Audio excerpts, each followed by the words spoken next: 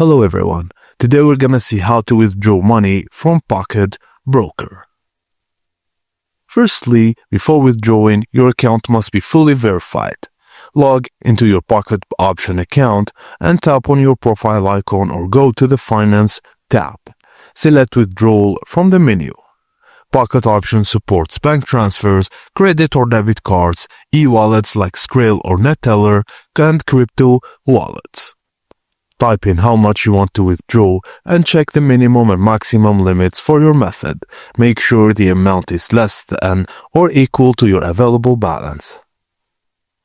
Double check all the info, tap Withdraw to confirm the request. Most withdrawals are processed quickly, but depending on the payment method, it may take instant to 24 hours for e-wallets or crypto, or 1 to 2-3 business days for bank cards or transfers. And that's it guys, thank you for watching and please don't forget to like and subscribe for more.